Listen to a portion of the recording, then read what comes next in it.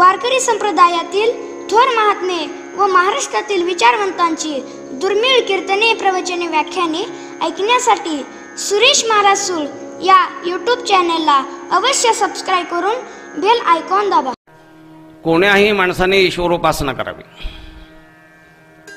त्याला अमुक असं नाही, त्याच्यात फसवण्याचा संबंध नाही कधी. कोण्याही माणसाने अगदी दगडाला भजलं तरी चालतं, पण संतांना भेटायला मात्र हिशेब लागतो, त्याला गणित लागतं, कारण तिथे फसविण्याची जास्त शक्यता आहे.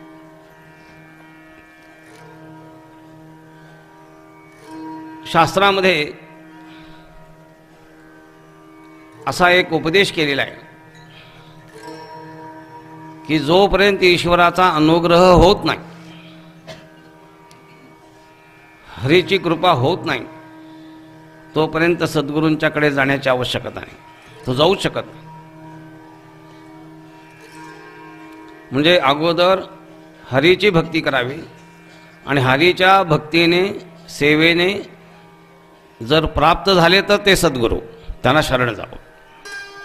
घालोनिया भार राहिलो निश्चिंती, घालोनिया भार राहिलो निश्चिंती, निरविले संती विठोबासी, लावोनिया हात कुरवाळीला माथा, सांगितली चिंता न करावी, कटिकर समचरण साजिरे, राहिला भीवरे तिरी उभा, कुंटले साया साणिक या जीवा, धरिले केशवा पाय तुझे, लावोनिया हात कुरवाळीला माथा, सांगितली चिंता न करावे, तुझ वाटे आता ते करी अनंता, तुझ वाटे आता ते करी अनंता, तुका म्हणे संता लाज माझे, लावोनिया हात कुरवाळीला माथा, सांगितली चिंता न करावे, विठोबा रखुमाई, विठोबा रखुमाई, विठोबा रखुमाई, विठोबा रखुमाई, विठोबा रखुमाई, विठोबा रखुमाई. हा सेवेसाठी घेतलेला अभंग जगद्गुरु तुकाराम महाराजांचा असून या अभंगामध्ये जगद्गुरु तुकाराम महाराजांनी जे प्रतिपादन केलेलं आहे त्यातलं महत्त्वाचं सूत्र असं आहे, निरविले संती विठोबासी, हे सूत्र आहे. आणि त्या सूत्राला धरून हा सगळा अभंग चालतो. अभंगाचा एक नियम आहे, काही अपवाद आहेत त्याला, पण बहुतेक दुसरं पद हे ध्रुवपद असतं. आपल्या सटीप जी गाथा आपण छापली आहे त्याच्यामध्ये आमचे जगदाळे बुवा हे सगळे एकत्र बोलून पहिलं चरण काही ठिकाणी आहे, काही अभंगाला ध्रुवपदच नाही, मग ते त्या गाथेमध्ये आम्ही दिले. आणि ध्रुवपदाचा एक नियम आहे की बहुतेक तो अभंग त्या ध्रुवपदाच्या भोवती फिरत असतो. काही उदाहरणं मी तुम्हाला दिली. या अभंगामध्ये ध्रुवपद नाही आहे, पण या अभंगामध्ये निरविले संती विठोबासी हे याचं सूत्र आहे आणि त्याला धरून हा सगळा अभंग चालतो. वेदांत शास्त्राच्या नियमाप्रमाणे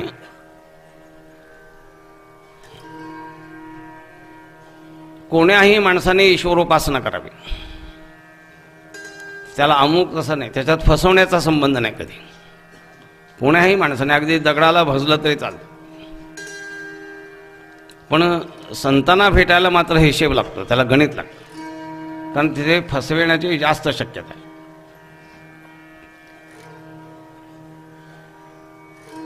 शास्त्रामध्ये असा एक उपदेश केलेला आहे की जोपर्यंत ईश्वराचा अनुग्रह होत नाही, हरीची कृपा होत नाही, तोपर्यंत सद्गुरूंच्याकडे जाण्याची आवश्यकता नाही, तो जाऊच शकत नाही. म्हणजे अगोदर हरीची भक्ती करावी आणि हरीच्या भक्तीने, सेवेने जर प्राप्त झाले तर ते सद्गुरू, त्यांना शरण जावं. काल मी आपल्याला सांगितल्याप्रमाणे प्रवृत्ती निवृत्ती कार्या अवश्य पाहिजे आचार्या, आपमती भजता राया, अनेका पाया माझी पडे. पण हा अभंग जरा उलट आहे. उलट आहे म्हणण्याचं थोडंसं कारण असं की मी आत्ता आपल्याला सांगितल्याप्रमाणे याचं ध्रुवपद जरी नसलं तर या चरणाच्या भोवती हा सगळा अभंग फिरतो आहे. संती विठोबासी निर्विले हे त्याचं मुख्य पद आहे. संतांनी विठोबाच्या सांभाळी घातले या अभंगाचं मूळ तत्व आहे आणि त्याच्या भोवती हे सगळे चरण फिरतात. हे जर तुम्ही लक्षात घेतलं तर उलट काय आहे याच्यामध्ये, हरिकृपा झाल्यानंतर संतांची कृपा. इथे तसं नाही आहे. इथे संतांची कृपा झालेली आहे, संतांनीच विठोबाकडे सांभाळी घातलेला आहे. जगद्गुरु तुकाराम महाराज जरा उलट सांगतात ते हे असं आहे. म्हणजे संत कृपा महाराजांच्यावर अगोदर झालेली आहे. संत त्यांना भेटलेले आहेत आणि संतांना भेटल्यानंतर संतांनी मला विठ्ठलेशाच्या सांभाळी घातलेला आहे, त्यांच्या स्वाधीन मला केलेला आहे, असं ह्यातलं तत्व आहे. म्हणजे अगोदर संत आहेत, संतांनी विठ्ठलाकडे पाठवलं आणि विठ्ठलाच्या स्वाधीन मला केलेलं आहे. हे ह्यातलं तत्व असल्यामुळं मी आरंभी सांगितल्याप्रमाणे शास्त्रामध्ये 4 प्रकारच्या कृपांचं वर्णन आहे. पहिल्यांदा ईश्वर कृपा, मग सद्गुरूंची कृपा, मग शास्त्रकृपा आणि सरते शेवटी अंतःकरणाची कृपा, असा एक कृपेचा क्रम आहे. त्या क्रमाला सगळ्याला बाजूला ठेवून हे फक्त जगद्गुरु तुकाराम महाराजच करू शकतात, लक्ष ठेवा. इतरांचं कोणाचं कर्तव्य नाही. क्रम बदलायचा हे दुसरा कोणी करू शकत नाही. ज्ञानेश्वर महाराज आहेत की जे क्रम बदलणारे आहेत, कारण ते आरंभाचेच आपले आहेत. उदाहरणच द्यायचं झालं तर भगवान स्वतः सांगतात की अर्जुना, तुला जर ते ज्ञान प्राप्त करून घ्यायचं असेल तर तत्शब्दाचा अर्थ आहे ज्ञान. हा शब्द वेदातही आलेला आहे. तत्विज्ञानार्थम गुरुमेवाभिगच्छेत. तत् म्हणजे ते म्हणजे कोणते ज्ञान. ते ज्ञान जर तुम्हाला प्राप्त करून घ्यायचं असेल तर सद्गुरूंनाच तुम्ही शरण गेलं पाहिजे असे तेथे प्रतिपादन. त्यामध्ये भगवंताचा क्रम असा आहे, तद्विधी प्रणिपातेन परिप्रश्नेन सेवया. जगद्गुरु तुकाराम महाराजांनी, ज्ञानेश्वर महाराजांनी क्रम बदलला आणि क्रम बदलून काय केलं, उपदेक्षन्ते ते ज्ञानम ज्ञानिनस्तत्वदर्शिनः. तिथे महाराजांनी सेवा अगोदर लिहिले, मग नंतर लिहिले. तनु मनु जीवे चरणासी लागावे, अगर्वता करावे दास्य सकळ, मग अपेक्षित जे आपुले तेही सांगतील पुसील, असं नंतर सांगितलं. असा क्रम बदलण्यामध्ये ज्ञानेश्वर महाराजांनी सुद्धा क्रम बदलून ते प्रतिपादन केले. तसा तिथे क्रम बदललेला आहे. संतांनी मला विठ्ठलेशाच्या सांभाळी घातलेला आहे आणि विठ्ठलेशाच्या सांभाळी घातल्यामुळं जगद्गुरु तुकाराम महाराज त्या विठ्ठलेशाला सांगतायत की हे विठ्ठलेशा, संतांनी मला तुझ्या स्वाधीन केलेला आहे, मला तुझ्या सांभाळी घातलेला आहे आणि तुझ्या सांभाळी कुण्यातरी माणसाने घातलेलं नाही आहे, कुण्यातरी हेंद्र्या शेंद्र्या माणसाने घातलेलं नाही, संतांनी तुझ्या सांभाळी घातले. मग संत ज्या अर्थी सांभाळी घालतात त्या अर्थी त्याचं काहीतरी विशेष महत्त्व असलं पाहिजे. आणि संतांनी ज्या अर्थी तुझ्या सांभाळी घातलेला आहे, म्हणजे तुझ्या स्वाधीन केलेला आहे, तर ती स्वाधीनता मी लक्षात घेऊन माझा जो योगक्षेम आहे तो व्यावहारिक योगक्षेम आणि पारमार्थिक योगक्षेम, हा सगळाच्या सगळा योगक्षेम चालवण्याचं काम मला ज्या अर्थी संतांनी तुझ्या सांभाळी घातले, त्या अर्थी संतांची काहीतरी दृष्टी असेल, त्यांचे काहीतरी महत्त्वाचा हेतू असेल, म्हणून त्याने तुझ्या सांभाळी घातलेला आहे. त्यामुळं मी योगक्षेमाचा जो काही भार आहे तो साराचा सारा भार मी तुझ्यावर टाकलेला आहे.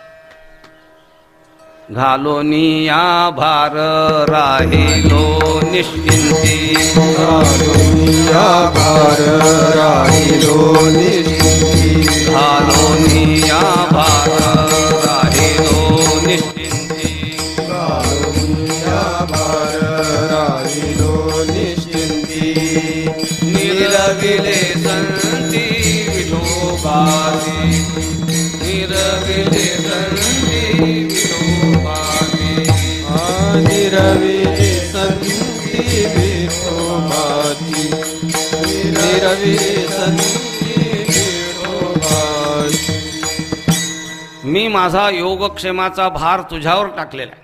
व्यावहारिक योगक्षेमही तूच करायचास आणि पारमार्थिक योगक्षेम सुद्धा तूच करायचास, म्हणून माझा साराचा सारा भार मी तुझ्यावर टाकला.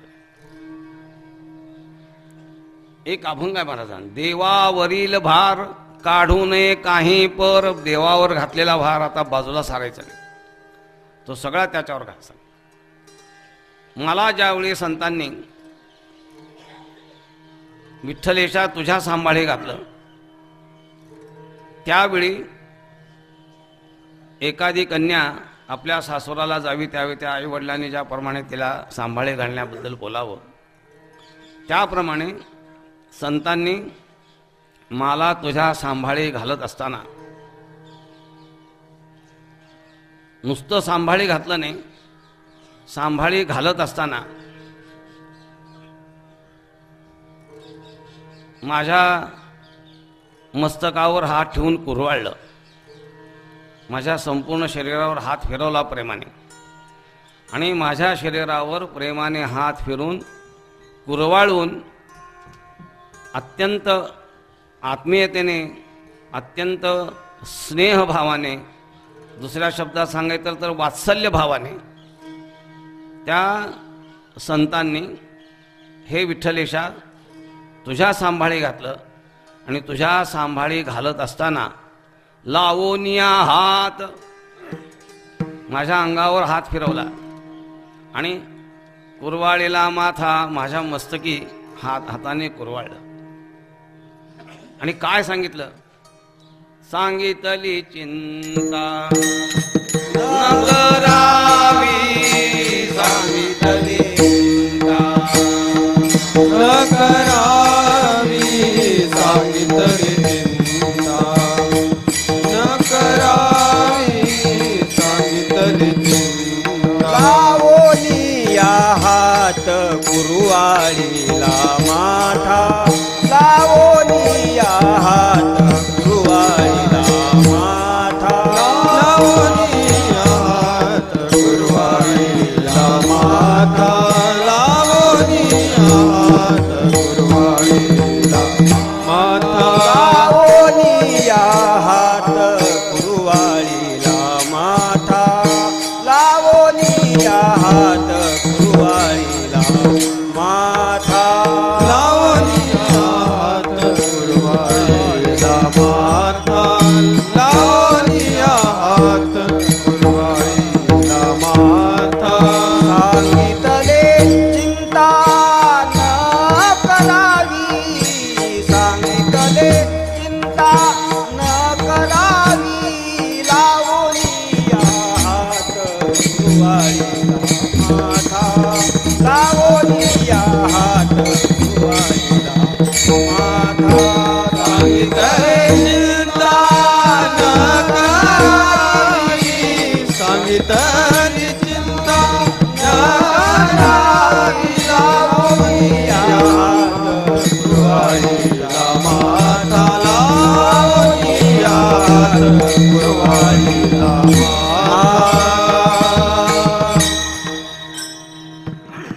लावोनिया हात माझ्या शरीरावर हात फिरवून मस्तकाला कुरवाळून सांगितलं, काय सांगितलं, सांगितली चिंता न करावी. संतांनी सांगितलं की तू चिंता करू नकोस. का असं सांगितलं, त्याचं थोडंसं कारण आहे. जगद्गुरु तुकाराम महाराजांना ही गोष्ट माहीत होती की ज्या विठ्ठलेशाच्या सांभाळी या तुकाराम महाराजांना घातलेला आहे, त्या अर्थी हा जो विठ्ठलेश आहे त्याची प्रतिज्ञा आहे भगवद्गीतेमध्ये. तेषामहं समुद्धरता मृत्यू संसार सागरात. हा अत्यंत घोर असलेला भयानक असलेला हा संसार, या संसार सागरातून तरुण जाण्याची तू चिंता करू नकोस. का?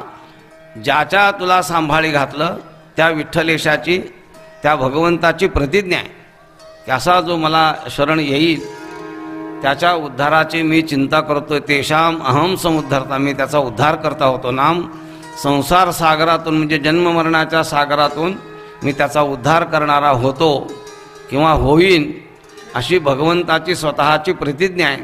आणि त्याची ती प्रतिज्ञा असल्यामुळं संतांनी मला सांगितलं की त्या विठ्ठलेशाची म्हणजे ज्या विठ्ठलेशाची अशी प्रतिज्ञा आहे की संसार सागरातून त्याला मी तारणारा आहे, अशाच विठ्ठलेशाच्या सांभाळी मी तुला घातलेला आहे असं संतांनी सांगितल्यामुळं सांगितली चिंता न करावी. म्हणजे दोन्ही मी आत्ता सांगितल्याप्रमाणे व्यावहारिक योगक्षेमाचीही चिंता करायचं कारण नाही, पारमार्थिक योगक्षेमाचीही चिंता करण्याचं कारण नाही. आणि पारमार्थिक योगक्षेमाचा जिथे शेवट होतो तो शेवट म्हणजे संसार सागरातून तरुण जाणं, तर त्याची सुद्धा तुला चिंता करण्याचं कारण आहे. कारण ज्याच्या मी सांभाळी घातलाय तो समर्थ आहे, त्याची प्रतिज्ञा आहे आणि त्याच्या प्रतिज्ञेप्रमाणे त्याने ते केलं पाहिजे. जर त्याने प्रतिज्ञा केली नाही तर त्याला असं म्हणावं लागेल की तू प्रतिज्ञा भंग करणार आहेस म्हणून. पण तो प्रतिज्ञा भंग करणार नाही आम्हाला त्याची खात्री आहे. म्हणून त्या संतांनी मला सांभाळी घालत असताना माझ्या शरीरावरून हात फिरवला, मस्तकी कुरवाळलं आणि सांगितलं की तू योगक्षेमाची म्हणजे व्यावहारिक आणि पारमार्थिक योगक्षेमाची चिंता करू नकोस. आणि सरते शेवटी त्याचं परिवसन जे होतं ते संसार सागरातून तरुण जाण्यामध्ये होतं, तर त्या संसार सागरातून तरुण जाण्याची पण तू चिंता करू नकोस. का? भगवंताची तशी प्रतिज्ञा आहे. ज्या भगवंताच्या ज्या विठ्ठलेशाच्या मी सांभाळी तुला घातले त्याची प्रतिज्ञा आहे. तेषाम अहम समुद्धरता. मग त्याला म्हणावं लागेल की तुझ्या प्रतिज्ञेचा तू भंग केल्यास काही उपयोगाचा नाही. म्हणून सांगितली चिंता न करावी. त्याही पुढे जाऊन जगद्गुरु तुकाराम महाराज सांगतात की ज्या विठ्ठलेशाला मी तुला शरण जा म्हणून सांगितलं ते विठ्ठलेश म्हणून विठ्ठल नावाचा माणूस बघू नकोस. पुष्कळांची नावं विठ्ठल आहेत.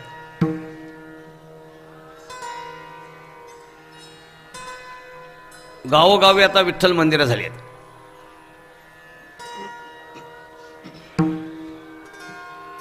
तेव्हा कोणत्याही विठ्ठलाच्या सांभाळी मला घातलेलं नाही. ज्या विठ्ठलेशाच्या सांभाळी घातलं त्या विठ्ठलेशाच्या व्यावहारिक दृष्टीने त्याचं तटस्थ लक्षण, त्याचं स्वरूप लक्षण, या सगळ्या गोष्टी मला सांगून त्यांनी त्या विठ्ठलेशाच्या सांभाळी घातल्या. मी कोणाच्या सांभाळी घातलंय?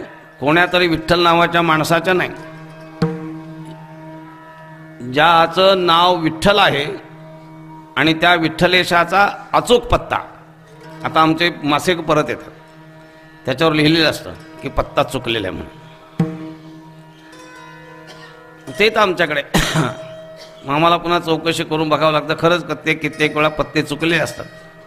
आम्ही त्या मासिकात लिहिलेलं असतं की आपला पत्ता नीट टाका लिहा म्हणून.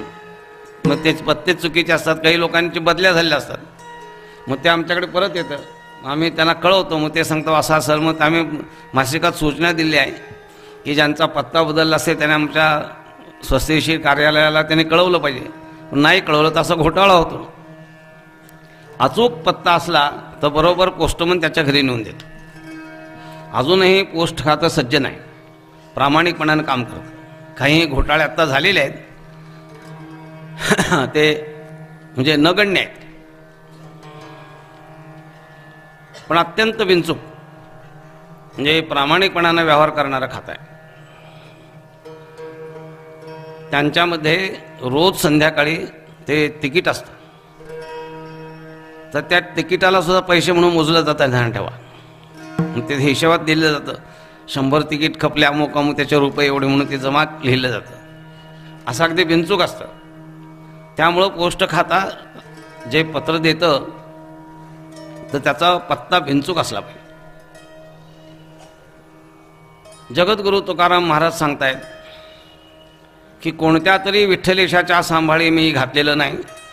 त्याचं व्यावहारिक तटस्थ लक्षण आणि त्याचं स्वरूप लक्षण या दोन्ही गोष्टींचं ज्याच्यामध्ये सूचन आहे ते सूचन करून जगद्गुरु तुकाराम महाराज सांगतात.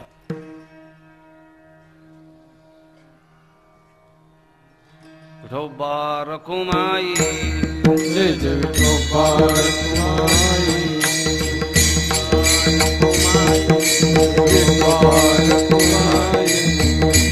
कटिकर समचरण साजी रे, कटिकर समचरण साजी रे, कटिकर समचरण साजी रे, कटिकर समचरण साजी रे, कटिकर समचरण साजी रे, कटिकर समचरण साजी रे, कटिकर समचरण साजी रे, कटिकर समचरण साजी रे. राहिला भिवार तिरी उभा, राहिला भिवार तिरी उभा, लावोनिया हात कुरवाडीला मा, लावोनिया हात कुरवाडीला माता.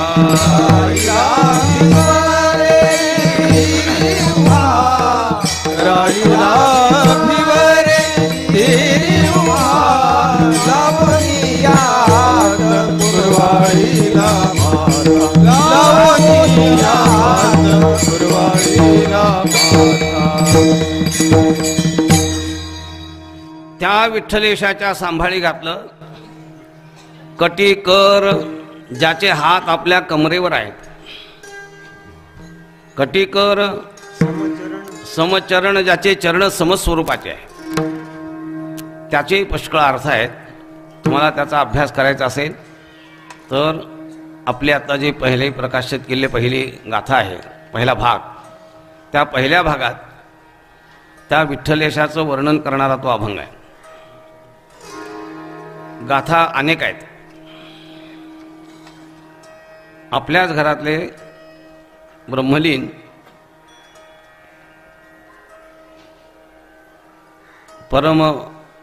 परम सद्गुरू नाना महाराज साखरे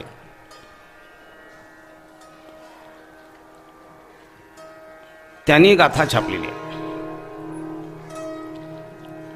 दादांचं पुष्कळ मी वर्णन करतो, त्यांचे ग्रंथ आहेत. आणि नाना महाराज हे अत्यंत श्रेष्ठ महापुरुष होते. नावच निघालंय म्हणून थोडंसं चरित्र सांगतो. त्यांना संपूर्ण ज्ञानेश्वरी मुखोद्गत होती. ते भाऊसाहेब काटकर आणि नाना महाराज आळंदीहून सासवडला जायचे तेव्हा सुलट ज्ञानेश्वरी म्हणायचे, तिकडून येताना उलट ज्ञानेश्वरी म्हणायचे. ते स्वप्नात बरळले तर ज्ञानेश्वरी बरळत असत. आता आमचा हा विष्णू म्हणतोय की मी त्या कोमावस्थेमध्ये तुम्ही बरळला, ज्ञानेश्वरी बरळला म्हणून, तर कुठे त्याला सापडत नाही. आणि सापडलं तर आम्ही सांगू ना त्यात काय अवघड आहे. नाही पण असलं तर ते ध्यान, ते प्रतिज्ञा करण्याला काय अर्थ आहे. पण हे सांगतात लोक, जर निघाला तर तुम्हाला ते प्रमाण देऊ. अर्थात त्यांचा वरदहस्त माझ्यावर आहे. नाना महाराजांनी केलेल्या कामामध्ये सगळ्यात महत्त्वाचं काम जर काही केलं असेल, त्यांच्या सकल संत गाथा त्यांनी संपादित केली. हे वारकरी संप्रदायावर फार मोठे उपकार आहेत. मी आता 38 वर्ष झाली आणि 38 वर्षात 38 विशेषांक काढले. सोपान देवांचा विशेषांक काढला. कितीतरी मला फिरावं लागलं. सांगलीचे ते कोटणीस त्यांचे जे नातू, त्यांच्याकडे मी गेलो, मला त्याने दिले. ते घेऊन मी ते छापलं. नाथ महाराजांच्या करता तोच परिश्रम, हंसराज स्वामींच्या करता तोच परिश्रम.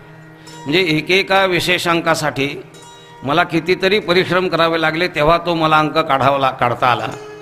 एरवी मला तो काढता आला नसता.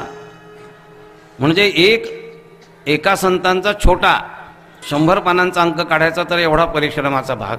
सकल संता गाथा काढणं हे काही सोपं काम आहे काय? किती त्यांनी परिश्रम केले असतील ते तुम्ही ठरवा. मी माझ्या परिश्रमावरून तुम्हाला गणित सांगितलं की एकेका अंकासाठी मला कितीतरी परिश्रम करावे लागले तेव्हा एक अंक निघाला. सकल संतांचे म्हणा रंका बंका त्याचेसुद्धा अभंग आहेत, ते सुद्धा एकत्र केले आहेत. म्हणजे नाना महाराजांनी सगळ्यात मोठं काम काही केलं तर सकल संत जी गाथा छापली ही अतिशय वारकरी संप्रदायाला उपकारक आहे. आणि ती उपकारक असल्यामुळं सगळ्यांना मार्गदर्शक आहे. आपली गाथा ज्यावेळी आम्ही छापायला घेतली त्यावेळी त्यात तुकाराम महाराजांची गाथा आहे. वारकरी संप्रदायामध्ये देवडीकरांची गाथा सगळ्यांनी प्रमाण मानलेली आहे. त्यामुळं जो क्रम ठेवला तो देवडीकरांच्या प्रमाणे क्रम ठेवला. आणि त्यातले जे पाठ आहेत ते मात्र नाना महाराज साखऱ्यांचे जे पाठ आहेत ते मी घेतलेले आहेत, त्यात बदल केला. तर देवडीकरांच्या गाथेमध्ये पहिला अभंग आहे विठ्ठलेशाचा.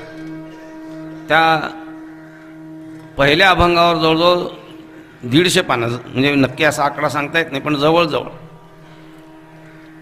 तर तिथे या एकाच अभंगावर या एकाच चरणावर कितीतरी अर्थ मी त्याच्यावर दिले आहे.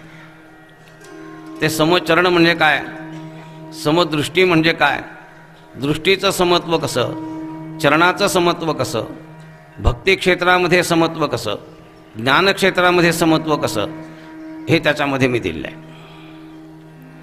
तर तुकाराम महाराज सांगतात ज्याचे हात कटेवर आहेत आणि ज्याचे चरण सम आहेत. तर पहिल्या अभंगात जगद्गुरु तुकाराम महाराजांनी समचरण दृष्टी विटेवरी साजेरी, समचरण दृष्टी विटेवरी साजेरी, समचरण दृष्टी विटेवरी साजेरी, समचरण दृष्टी विटेवरी साजेरी. तेथे माझी हरी वृत्ती राहो, तेथे माझे हरी वृत्ती राहो, तेथे माझे हरी वृत्ती राहो. समचरण दृष्टी विटेवरी साजेरी, समचरण दृष्टी विटेवरी साजेरी, समचरण दृष्टी विटेवरी साजेरी, समचरण दृष्टी विटेवरी साजेरी. तेथे माझी हरी वृत्ती राहो, तेथे माझी हरी वृत्ती राहो, तेथे माझी हरी वृत्ती राहो. एवढंच सांगून आणि मी केलेलं विवेचन सांगून मी इथे थांबतो. फक्त सूचन सांगतो की समचरण या शब्दामध्ये, समदृष्टी या शब्दामध्ये भगवंताचं तटस्थ लक्षणही सांगितलेलं आहे, स्वरूप लक्षणही सांगितलेलं आहे. हे जर आपण लक्षात घेतलं तर जगद्गुरु तुकाराम महाराज ज्या विठ्ठलेशाच्या सांभाळी घातलं त्याचेही 2 लक्षणं सांगितल्या. त्या 2 लक्षणावरून उपलक्षणाने बाकी सगळा त्या अभंगातला अर्थ आपण लक्षात घ्यायचा.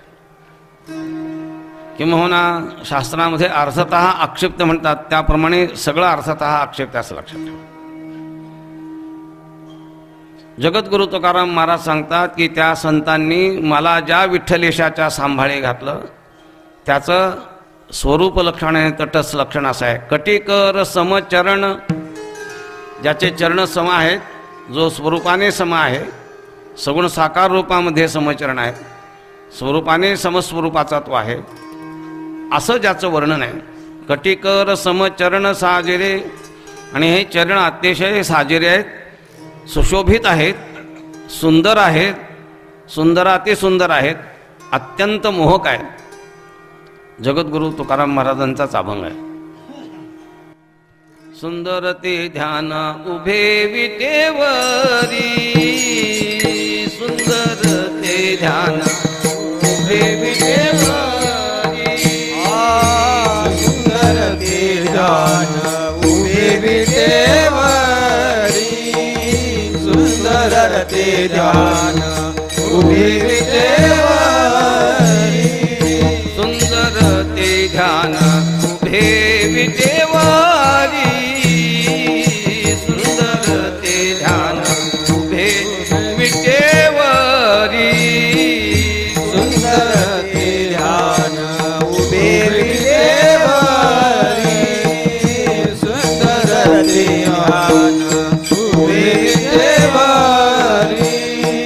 करकटावरी ठेवूनिया करकटावरी ठेवूनिया करकटावरी ठेवूनिया करकटावरी ठेवूनिया तुळशी हार गळा कासे पितांबर तुळशी हार गळा कासे पितांबर ठेवूनिया करकटावरी ठेवूनिया करकटावरी ठेवूनिया करकटावरी ठेवूनिया तुळशी हार गळा कासे पितांबर तुळशी हार गळा कासे पितांबर सुंदर ते ध्यान उभे विटेवरी करकटावरी ठेवूनिया करकटावरी ठेवूनिया करकटावरी ठेवूनिया ते ध्यान उभे विटेवरी करकटावरी ठेवूनिया करकटावरी ठेवूनिया करकटावरी ठेवूनिया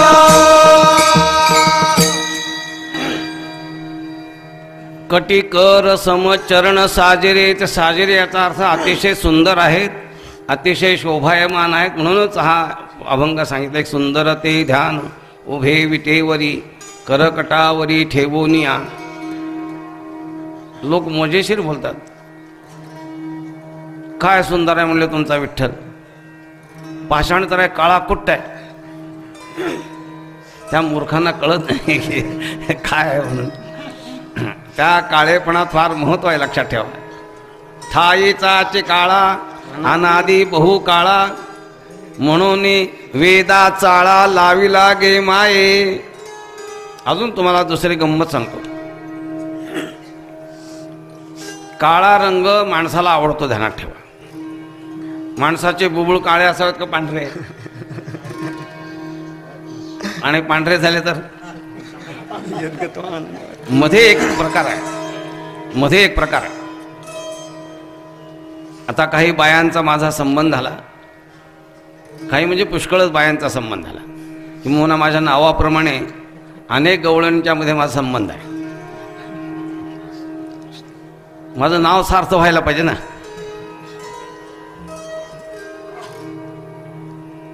तर काही बाया ते म्हणाले वा आम्हाला घाऱ्या डोळ्याचा पती पाहिजे. आवड आहे त्याला, आपण काय करू शकतो. पण नियमाप्रमाणे डोळे कसे पाहिजेत, बुबुळ काळं पाहिजे. केस कसे पाहिजेत माणसाचे, अंगाने काळे पाहिजेत. वेदात असं लिहिलंय, कृष्णकेशी अग्निना आधीत. ज्याचे केस काळे आहेत त्याने अग्नीचं आधान करावं. ज्याचे केस पांढरे झालेत माझ्यासारखे, त्याला अग्नीचं आधान करता येत नाही. मग आता रंग निघालाय, जाहिराती वाचा.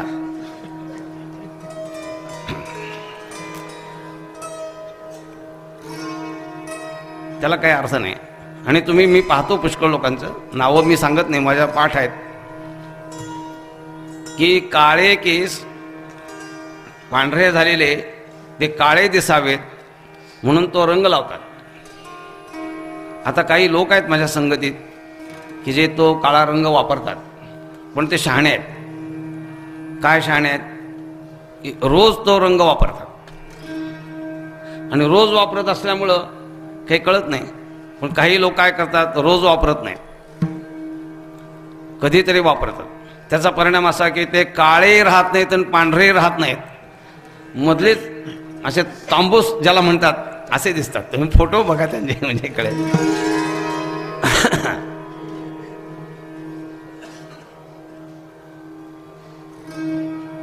दुसरी गोष्ट सांग,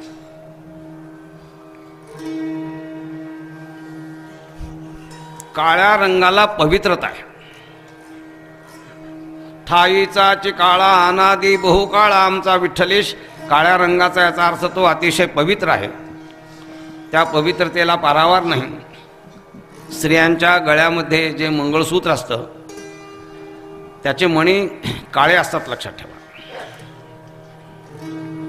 मुसलमान लोक त्यांच्या ज्या स्त्रिया आहेत ते कपाळाला कुंकू लावित नाहीत, पण त्यांच्याही गळ्यातलं मंगळसूत्र बघा ते काळ्या मण्यांचं असतं, ध्यानात ठेवा. म्हणजे काळा रंग हा पवित्रतेचा सूचक आहे. आणखी एक सांगतो, शुद्धतेचाही द्योतक आहे.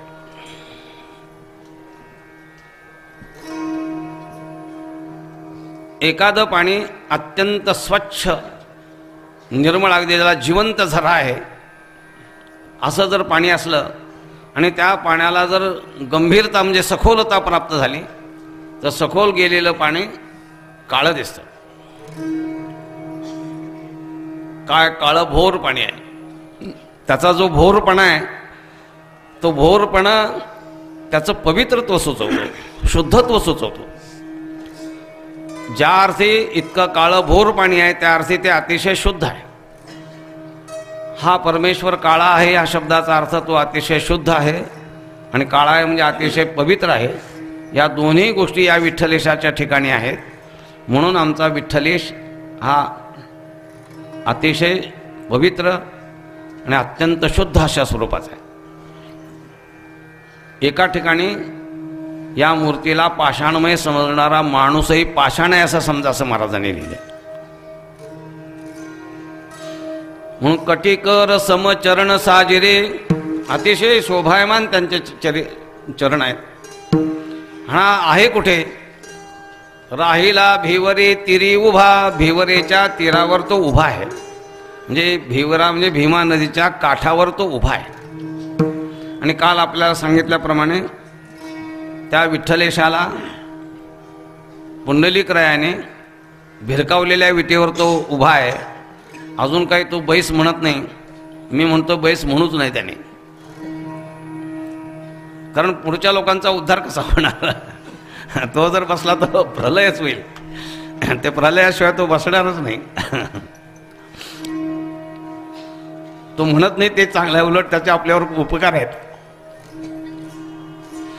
हा इतिहास आहे पण उपकार आहे त्याचे.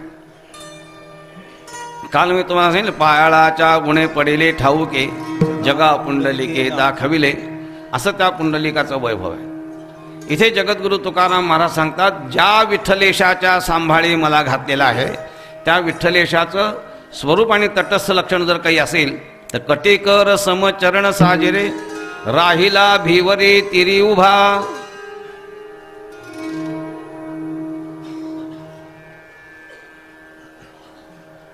जगद्गुरु तुकाराम महाराज संतांच्या उपकाराचं स्मरण करीत त्या संतांनी त्या विठ्ठलेशाच्या सांभाळी मला घातलं आणि मी माझा योगक्षेमाचा भार सगळा त्या विठ्ठलेशावर टाकला. आत्ता सांगितल्याप्रमाणे व्यावहारिक योगक्षेमाचा भारही त्याच्यावरच, पारमार्थिक योगक्षेमाचा भारही त्याच्यावरच, आणि त्या संपूर्ण भार त्याच्यावर मी टाकलेला असल्यामुळं ज्या अर्थी संतांनी मला विठ्ठलेशाच्या सांभाळी घातलाय त्या अर्थी त्याची प्रतिज्ञा आहे. म्हणून मी संसार सागरातून तरुण जाण्याची सुद्धा चिंता करीत नाही. त्याने सांगितले, सांगितली चिंता न करावी, तुला ज्या विठ्ठलेशाच्या सांभाळी घातलाय ना तो विठ्ठलेश त्याची प्रतिज्ञा आहे की संसार सागरातनं मी तारून घेऊन जातो म्हणून त्याच्याच तो सांभाळी तुला घातलाय, त्याप्रमाणे तो राहा. जगद्गुरु तुकाराम महाराज सांगतात, मी तो विचार करीत. आत्ता मी आपल्याला सांगितलं की व्यावहारिक योगक्षेमही तोच चालवतो आणि पारमार्थिक योगक्षेमही तोच चालवतो. व्यावहारिक योगक्षेमामध्ये अप्राप्त असलेली वस्तू प्राप्त होणं, त्याला योग म्हणतात. आणि प्राप्तस्य परिपालनं क्षेमा, प्राप्त झालेल्या वस्तूचं परिपालन करणं त्याला क्षेम असं म्हणतात. व्यावहारिक वस्तू न मिळाली ते प्राप्त करून देणं आणि मिळालेल्या व्यावहारिक वस्तूचं परिपालन करणं हे सगळी जबाबदारी त्या देवावर. आणि पारमार्थिक योगक्षेम म्हणजे अप्राप्त असलेलं जे ज्ञान ते प्राप्त करून देणं आणि प्राप्त झालेलं ज्ञान त्याचं क्षेम करणं, त्याचं परिरक्षण करणं ही जबाबदारी सगळी माझी त्याच्यावर आहे. किंबहुना मला संतांनी अशा विठ्ठलाच्या सांभाळी घातल्यामुळं मी विचार केला की सुंठी वाचून खोकला गेला.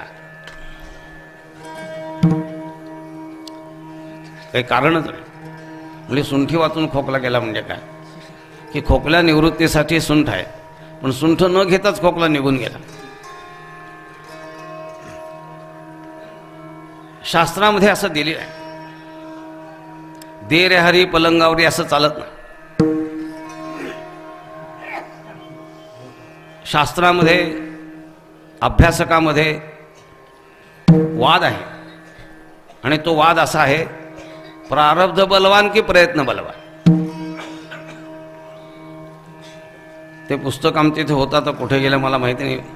त्या वाघगावकरांनी एक पुस्तक लिहिलं, प्रयत्नवाद आणि प्रारब्धवाद. काल परवा आपल्याला सांगितल्याप्रमाणे किंवा आमच्या आश्रमात आम्ही आत्ता परवा सांगितलं की संचित कर्म, प्रारब्ध कर्म आणि क्रियमाण कर्म, त्यात प्रारब्ध आणि क्रियमाण याची रेषा अतिशय सूक्ष्म आहे. ती नष्ट होणार नाही, ध्यानात ठेवा. ती इतकी खोलवर गेलेली आहे. काळ्या दगडावरची पांढरी किंवा पांढऱ्या दगडावरची काळी रेघ आहे, ती पुसली जाणं कधीही शक्य नाही. पण ती इतकी सूक्ष्म आहे की माणसाच्या सहजी लक्षात येत.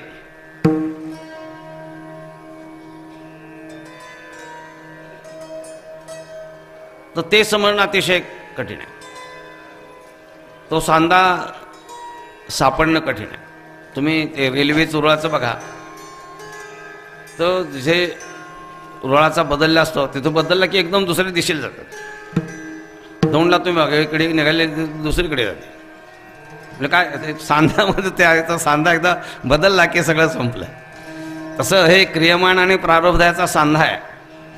तो आपण नीट जर जाणून घेतला तर कधीही त्याची गल्लत होणार का. त्याचं कारण आहे त्या रेषा अत्यंत भरीव आहेत, अत्यंत चांगल्या आहेत. फक्त सूक्ष्म आहे तेवढाच त्याच्यामध्ये भाग आहे.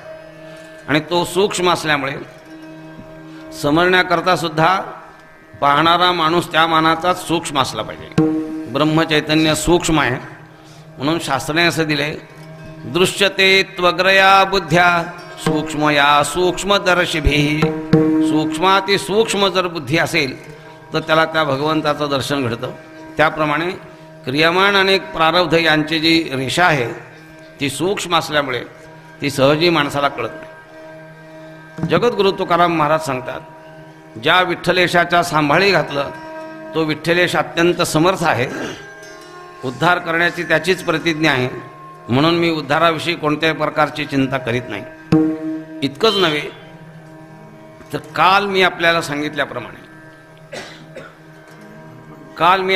सांगितलं होतं, ते आता प्रमाण देत नाही, फक्त सांगून जातो पुढे.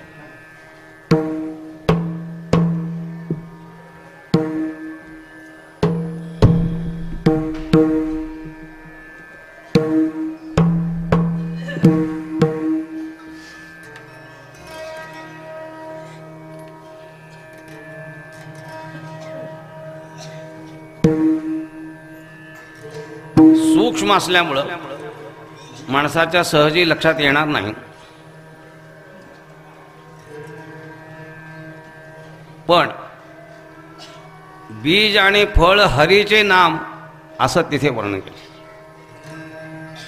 आणि ते कालचं प्रमाण मी नुसतं म्हणून जातो, चाल वगैरे म्हणत नाही, कारण वेळेची मर्यादा लक्षात ठेवण्याकरता. म्हणून अवघ्या दशा येण्याची साधती मुख्य उपासना सगुण भक्ती.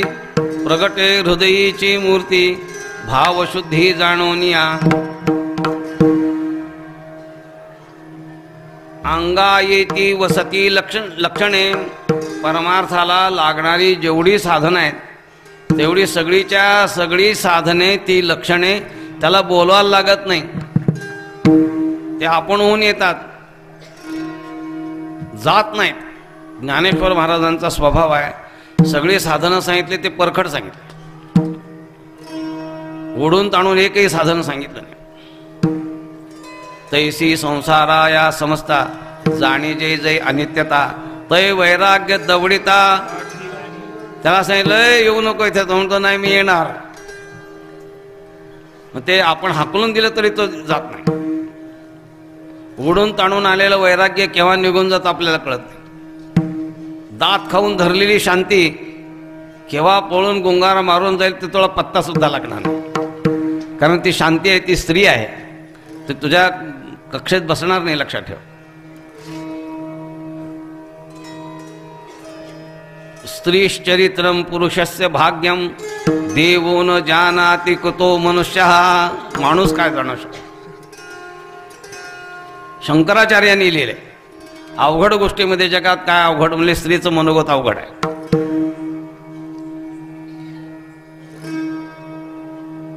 शांती ही स्त्री आहे. ज्ञानेश्वर महाराज सांगतात घर निघोनी वरील शांती जगे.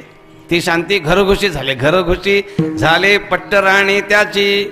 अशी जर शांती येईल तर तिला हाकलून दिलं तरी ती जाणार नाही. सगळी यादी मी 1, 2, 3 तुम्हाला यादी सांगितली. या प्रस्तुत अभंगामध्ये जगद्गुरु तुकाराम महाराज सांगतात ही सगळी लक्षणं, वैराग्य, शांती, हे सगळे आम्ही हाकलून दिले तरी जाणार नाहीत. असे सगळे आपल्या तिथे येऊन राहणारे आहेत. आणि ज्या अर्थी त्या विठ्ठलेशाच्या सांभाळी मला संतांनी घातलेला आहे, त्या अर्थी सुंठी वाचून खोकला गेला. म्हणजे विवेक करा, वैराग्य धारण करा, संतांची सेवा करा, योग्य गुरु आहे का बघा, विविधेशा संपादन होण्याकरता यज्ञ करा, दान करा. विविधेशंती यज्ञेन दानेन तपसा नाशक. सगळ्या साधनांची कटकट संपली. सुंठी वाचून खोकला गेला. कुंटले सायास, कुंटले सायास आणि कया जीवा. कुंटले सायास, कुंटले सायास आणि कया जीवा. कुंटले सायास, कुंटले सायास आणि कया जीवा. कुंडले सायास, कुंडले सायास आणि कया जीवा. कुंटले सायास, कुंटले सायास आणि कया जीवा. कुंटले सायास, कुंटले सायास आणि कया जीवा. कुंडले सायास, कुंडले सायास आणि कया जीवा. कुंडले सायास, कुंडले सायास आणि कया जीवा. धरिले केशवा पाय तुझे, धरिले केशवा पाय तुझे, धरिले केशवा पाय तुझे. धरिले केशवा पाय तुझे, धरिले केशवा पाय तुझे, धरिले केशवा पाय तुझे. धरिले केशवा पाय तुझे, धरिले केशवा पाय तुझे, धरिले केशवा पाय तुझे. धरिले केशवा पाय तुझे, धरिले केशवा पाय तुझे, धरिले केशवा पाय तुझे. लावोनिया हात, लावोनिया हात कुरवाडीला माझा. लावोनिया हात, लावोनिया हात कुरवाडीला माझा. लावोनिया हात, लावोनिया हात कुरवाडीला माझा. लावोनिया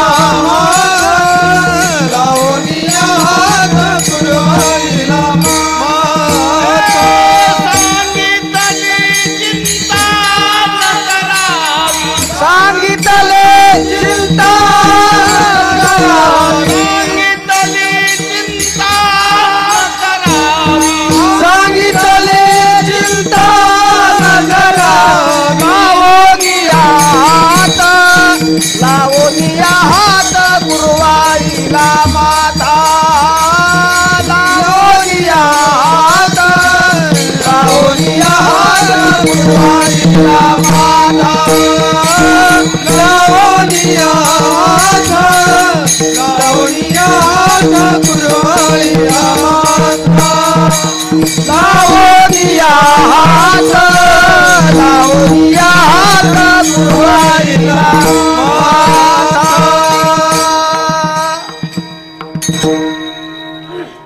खुंटली सायास आणि कया जीवा. मी जीव आहे, मी साधक आहे, परमार्थ प्राप्तीच्या मार्गावर मी निघालेला आहे. आता मला बाकीचे सायास करायचे सगळे बंद झाले. योग्य गुरु भेटण्याकरता विविधिशंती यज्ञेन दानेन तपसा नाशकेने तेही करायची गरज नाही. त्यांना वेळ आहे का तेही बघायचे कारण नाही. कोणालाही विचारायचं का सगळे सायास आहेत ते सगळे संपले म्हणजे अनायासे संपले. ह्या अनायासे संपले याच्याकरताच मी सांगितलं की सुंठी वाचून खोकला गेला. गुरूंची सेवा करा, त्यांची वेळ बघा, हे काही नाही. तनू म्हणू नको, जीवे नको, काही नको, चरणाशी लागावे ते सुद्धा नको. का नको त्याचं कारण आहे. मला संतांनी ज्या विठ्ठलेशाच्या सांभाळी घातलं तो विठ्ठलेश सर्व समर्थ असल्यामुळे उद्धाराची सुद्धा आता मी सांगितल्याप्रमाणे त्यांनी प्रतिज्ञा केल्यामुळं तो सगळी उद्धाराची चिंता करतो. योगक्षेमही तोच पाहतो आहे. तोच म्हणतो योगक्षेम त्याचे जाणे जडभारी वाट दावी करी धरोनिया. अशा त्या विठ्ठलेशाच्या सांभाळी मला संतांनी घातल्या.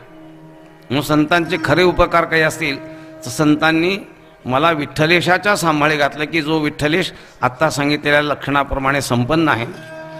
त्यामुळं मला आता परमार्थ साधनेमध्ये कुठलेही कष्ट उपसण्याची गरज नाही. परमार्थामध्ये कष्ट उपसण्याची अत्यंत आवश्यकता असते, लक्षात ठेवा. पतंजलीने सांगितलेलं आहे सतो नैरंतर्य दीर्घकाल सत्कारा सेवितो दृढभूमी. अंतःकरणाची भूमिका जर दृढ व्हावी असं वाटत असेल तर त्याला सातत्य पाहिजे, नैरंतर्य पाहिजे, दीर्घकाल पाहिजे आणि त्याच्याविषयी आदरबुद्धी असली पाहिजे. यातलं एकही उणं असलं तरी मनुष्याला फलाची प्राप्ती होते. कुठलीही उणी गोष्ट राहता कामा नये, कारण त्या उणेपणामुळं फलाची प्राप्ती होत नाही. जगद्गुरु तुकाराम महाराज सांगतायत की मला हे सायास करण्याची अजिबात गरज नाही. खुंटले म्हणजे थांबले, आता ते सायास करायची गरज नाही. खुंटले हे सायास आणि कया जीवा म्हणजे मला किंवा कोणी साधक असेल त्याला आता कुठलेही कष्ट उपसण्याची आवश्यकता.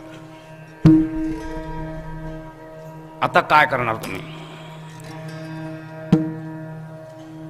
दे रे हरे पलंगावर झोपून राहणार का म्हणले.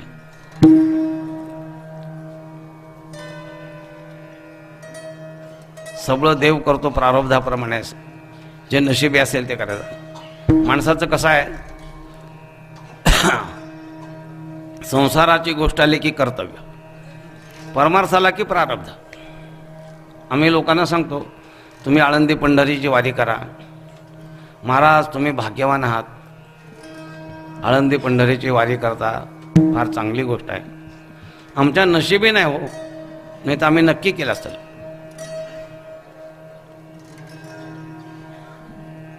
मुलीचं लग्न करायची वेळ आली तर तो रात्रंदिवस फिरतो. व्यापार धंदा करायचा असला तर रात्रंदिवस फिरतो. त्याला म्हटलं अरे अदृष्टात असेल तर, अहो अदृष्टात असेल तर कसं हे कसं काय होऊ शकतं का, मला केलंच पाहिजे. तुकाराम महाराजांनी लिहिलंय भजन घाली भोगावरी, भजन घाली भोगावरी, भजन घाली भोगावरी, भजन घाली भोगावरी. अकर्तव्य मनी धरी, अकर्तव्य मनी धरी, अकर्तव्य मनी धरी, अकर्तव्य मनी धरी, अकर्तव्य मनी धरी. भजन घाली भोगावरी, अकर्तव्य मनी धरी, अकर्तव्य मनी धरी, अकर्तव्य मनी धरी.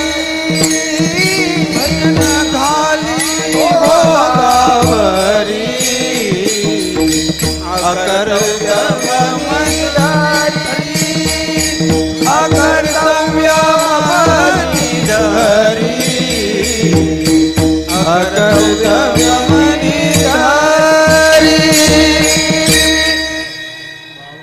ठोक्यामध्ये महाराजांनी लिहिलेलं आहे, भजन घाली भोगावरी. परमार्थ म्हटलं की तो भोगावर म्हणजे अदृष्टावर लुटून देतो. आणि अकर्तव्य म्हणजे संसार, तो संसार मात्र मनामध्ये धारण करून ठेवतो. अकर्तव्य मनी धरी. जगद्गुरु तुकाराम महाराज सांगतात, मी आज परमार्थाला निघालो, संतांच्याकडे आलो आणि संतांनी मला त्या विठ्ठलेशाच्या सांभाळी घातलं आणि योगक्षेमाचा भार मी त्याच्यावर ठेवला. व्यावहारिक पारमार्थिक दोन्ही. इतकंच नव्हे तर परमार्थातले जे कष्ट आहेत तेही मला उपसण्याची आवश्यकता. खुंटली सायास आणि कया जीवा, हे सगळं करण्याचं काही नाही, सगळं थांबलं. मग तुम्ही काय झोप काढता का आता? झोप नाही काही. दोन उत्तर दिलेत महाराज. एक उत्तर आत्ता सांगतो, मग उत्तर दुसरं पुन्हा आत्ता चालू आहे त्यातलं पहिल्यांदा सांगतो, मग उत्तर नंतर.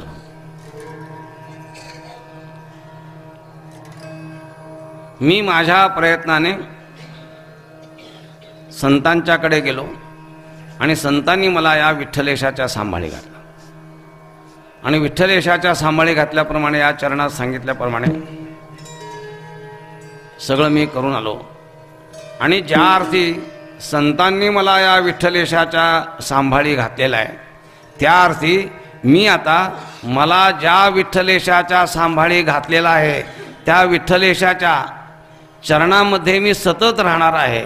धरिले केशवा पाय तुझे धरिले केशवा, पाय तुझे धरिले केशवा, पाय तुझे धरिले केशवा. कुंटले सायास आणि कया जीवा, कुंटले सायास आणि कया जीवा, कुंटले सायास आणि कया जीवा, कुंटले सायास आणि कया जीवा. धरिले केशवा पाय तुझे धरिले केशवा, पाय तुझे धरिले केशवा पाय तुझे धरिले केशवा पाय तुझे. हे केशवा, मी तुझे पाय पकडलेले आहेत. ते पाय पकडायचे सोडायचं नाही एवढं करतो, झोपणार नाही मी तुझे पाय पकडले आहेत ना, तर ते मी सोडणार नाही. कारण हे संतांनी तुझ्या सांभाळी घातलाय. कुणीतरी घातलं असतं तर मी सोडून दिले असते पाय, पण संतांनी ज्या अर्थी विठ्ठलेशाचे मला सांभाळी घातलाय त्या अर्थी मी झोप घेणार नाही, पण तुझे पाय सोडणार नाही. धरिले केशवा पाय तुझे. त्यामुळं मला संतांनी तुझ्या सांभाळी घातलेला आहे. तू समर्थ आहेस, मी काही करणार नाही. माझे सगळे सायास बंद झाले. परमार्थ साधना नको, प्रपंच साधना नको, काही नको. पण काही नको याच्याकरता पाय सोडायचे नाहीत, हे महत्त्वाचं आहे. हे माझ्या कर्तव्याधीन आहे. हे एक. दुसरं मी तुम्हाला सांगितलं होतं की तुकाराम महाराजांनी आपलं सर्वस्व त्या विठ्ठलेशाच्या चरणी ठेवले. आत्ता मी सांगितलं का काय कर्तव्य केलं? पाय सोडायचे नाहीत, हे कर्तव्य केलं. दुसरं सांगायचं म्हणालो तेच तुम्हाला सांगतो. जगद्गुरु तुकाराम महाराजांना पूर्ण अवस्थेला प्राप्त झाल्यानंतर आत्ता सांगितलेल्या अभंगाप्रमाणे त्या विठ्ठलेशाच्या सांभाळी घातलं. ते कृतार्थ झाले. आठव नाठव गेले भावा भाव, झाला स्वयंमेव पांडुरंग, मी तद्रूप त्याला पावला. पुढची कार्यक्रम पत्रिका काय? रामचंद्र प्रभूला विचारलं तुमची कार्यक्रम पत्रिका काय? कथिले वाल्मिके तैसाचे करेन. मी माझ्या पद्धत त्याची कार्यक्रम पत्रिका लिहिलेली आहे. त्या लिहिलेल्या कार्यक्रम पुढे काय लिहिले बघा त्याने. वाल्मिकीने जे लिहिले ना ते करायचं. सेतू बरं सेतू, पुढे काय लिहिले पुढे अमुक. ते रामायण अगोदरले केले रामायण, राम जन्माला येण्यापूर्वी ते लिहून ठेवलेलं आहे. आणि त्या कार्यक्रम पत्रिका अगोदर आणि मग चरित्र नंतर. काही लोकांचं चरित्र नंतर लिहिलं जातं. यांचं चरित्रच गमतीदार आहे की कार्यक्रम पत्रिका सगळी तयार आहे त्याप्रमाणे वागणं. जगद्गुरु तुकाराम महाराजांना विचारलं, तुम्ही आता कृतार्थ झाला, कोणतंही कर्तव्य नाही, जसं हे आत्ता सांगितलं, धरिले केशवा पाय तुझे. दुसरं त्याने महाराजांनी उत्तर असं दिलंय की माझी कार्यक्रम पत्रिका अशी आहे, प्रेमसूत्र तुझे दोरी, प्रेमसूत्र दोरी, प्रेमसूत्र दोरी, प्रेमसूत्र दोरी. नेतो तिकडे जातो हरी, नेतो तिकडे जातो हरी, नेतो तिकडे जातो हरी, नेतो तिकडे जातो हरी, नेतो तिकडे जातो हरी, नेतो तिकडे जातो हरी. प्रेमसूत्र दोरी, प्रेमसूत्र दोरी, प्रेमसूत्र दोरी, प्रेमसूत्र दोरी. नेतो तिकडे जातो हरी, नेतो तिकडे जातो हरी, नेतो तिकडे जातो हरी, नेतो तिकडे जातो हरी. माझी प्रेमसूत्र दोरी त्या विठ्ठलेशाच्या हातात आहे. मी कळसूत्री बाहुली आहे, तो ज्याप्रमाणे मला नाचवेल त्याप्रमाणे मी नाचणार. माया पडद्याच्या आत तो ईश्वर बसलेला आहे आणि तो ईश्वर ज्याप्रमाणे मला नाचविल त्या बाहुलीप्रमाणे मी नाचणार, असं ज्ञानेश्वर महाराजांनी लिहिले. त्याप्रमाणे इथे महाराज सांगतायत.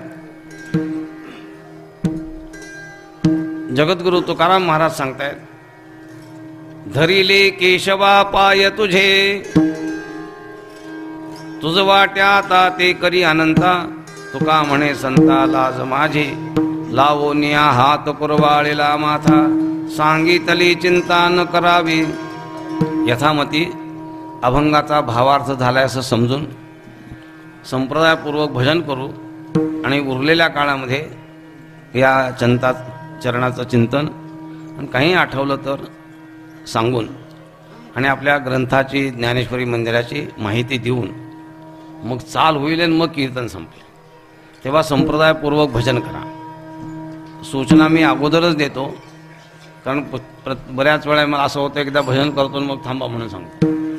त्यापेक्षा मी आरंभीच आपल्याला सांगतो, हे टाळकरी टाळ वाजवत आहेत, भजन करतायत, मी अभंगाचं चिंतन सांगतो आहे, वाजवणारे वाजवत आहेत, श्रोते ऐकता आहेत. श्रोत्याची भूमिका अतिशय गंभीर असते, ते माणसाला कळणं शक्य नाही. तो काय काय ओळखणार काय.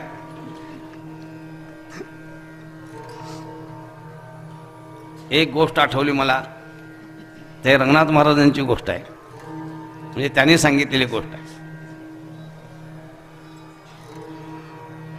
ते इथे पंढरपूरला जातो, ते दरवर्षी येत असत. मी 1950 सालापासून पंढरपूरला येतो. रंगनाथ महाराज त्याच काही थोड्या फरकाने आले. मी बरोबर 1950 सालामध्ये इथे अलिबागकरांच्या इथे येऊन राहत होतो आणि अलिबागकरांच्या इथे मला विठामाई जितके दिवस ठेवीत असेल तितके दिवस राहायचं.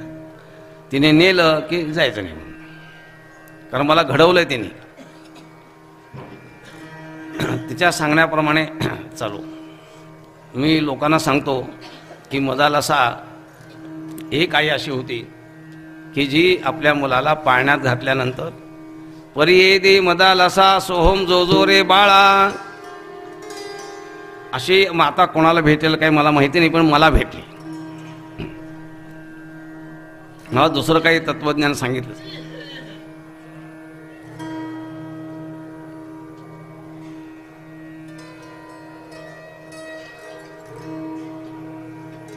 जगद्गुरु तुकाराम महाराज सांगतात त्याप्रमाणे आपण सगळ्या श्रोत्यांनी आत्तापर्यंत श्रवण केलं. आता हे जे संप्रदायपूर्वक आमचं भजन होणार त्या भजनामध्ये सगळ्यांनी नुसतं आश्वासन द्यायचं नाही, नुसती मान डोलवायची नाही, आमच्याबरोबर संप्रदायपूर्व भजनामध्ये सक्रिय सहभागी व्हायचं. विठोबा रखुमाई विठोबा रखुमाई रखुमाई विठोबा रखुमाई विठोबा रखुमाई विठोबा रखुमाई विठोबा रखुमाई विठोबा रखुमाई रखुमाई रखुमाई कुंडली वरदारी रखुमाई रखुमाई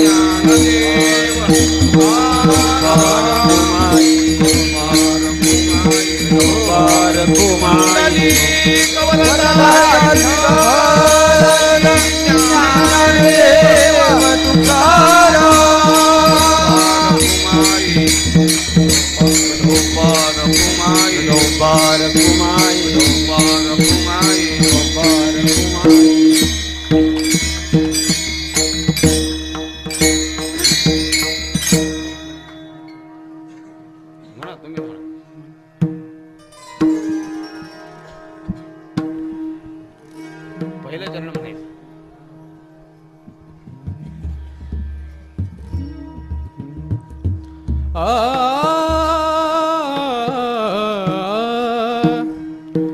घालोनिया भार राहिलो निश्चिंती, घालोनिया भार राहिलो निश्चिंती, घालोनिया भार राहिलो निश्चिंती, घालोनिया भार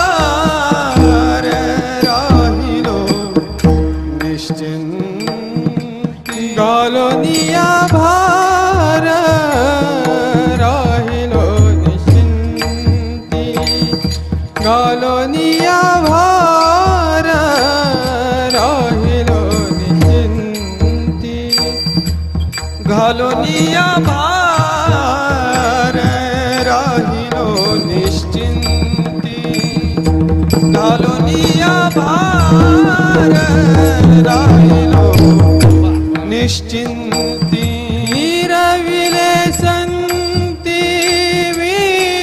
विठोबासी, निरवले संती विठोबासी, लावनिया हात कुरवाळीला माथा, लावनिया हात कुरवाळीला माथा, निरविली संती विठोबासी, निरविली संती विठोबासी, लावनिया हात कुरवाळीला माथा, लावनिया हात कुरवाळीला माथा, घालोनिया भार राहिलो निश्चिंती, घालोनिया भार राहिलो निश्चिंती, घालोनिया भार राहिलो निश्चिंती, घालोनिया भार राहिलो निश्चिंती, निरविले संती विठोबासी, निरविले संती विठोबासी, लावनिया हात कुरवाळीला माथा, लावनिया हात कुरवाळीला माथा, निरविले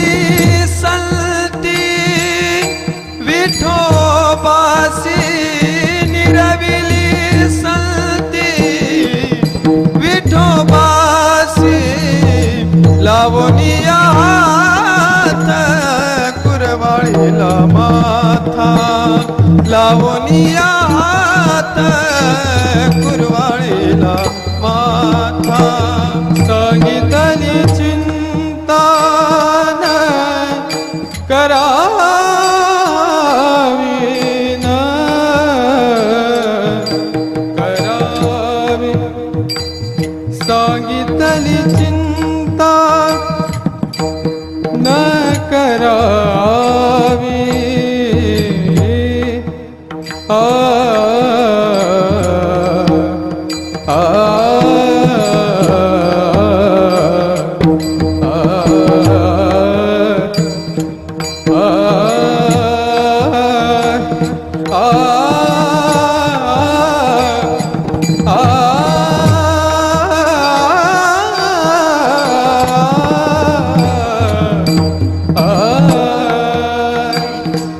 सांगितली चिंता न करावी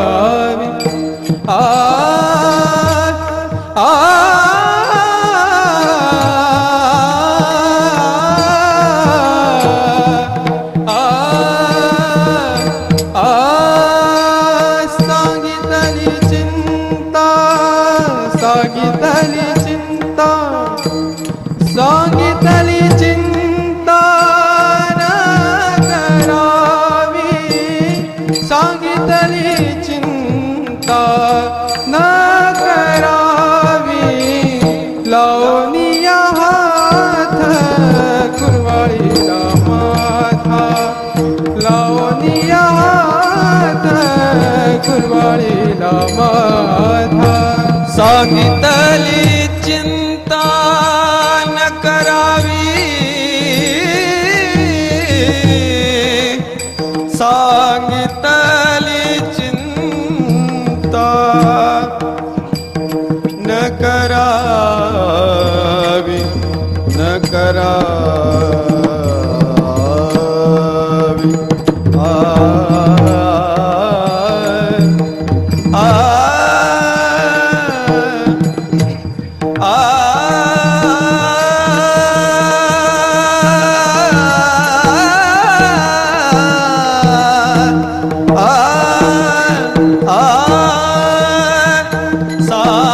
सांगितली चिंता न करावी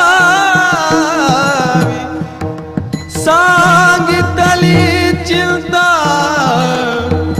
चिंता न करावी न करावी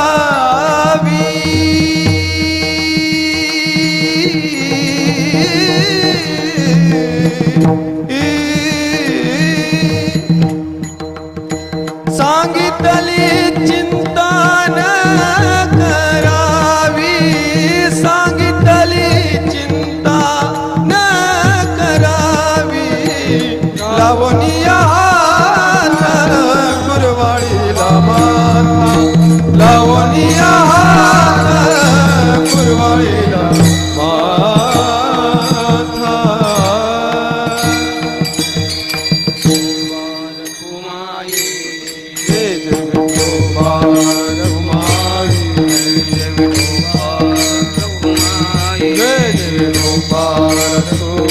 कुंडली कवरधारी विठ्ठल श्री ज्ञानदेव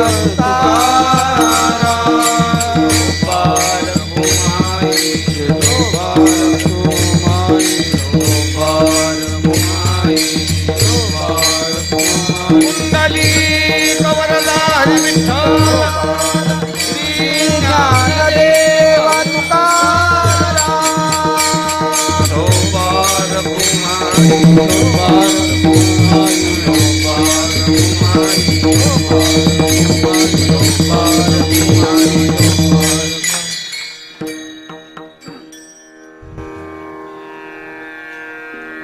शेवटच्या चरणामध्ये जगद्गुरु तुकाराम महाराज सांगतात, तुझं वाटे आता ते करी अनंता, तुका म्हणे संता लाज माझे.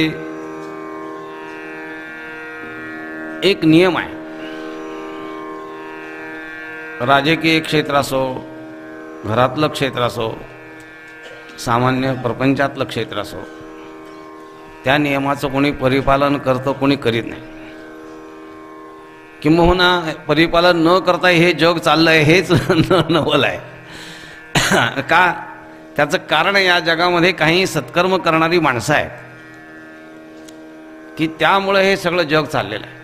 तुम्ही रोजचं वर्तमानपत्र वाचा, रोजच्या बातम्या बघा, ते टी व्ही बघा, रोज कुठेतरी महामारी आहे, कुठेतरी अत्याचार आहे, कुठेतरी दुराचार आहे, कुठेतरी लूटमार आहे.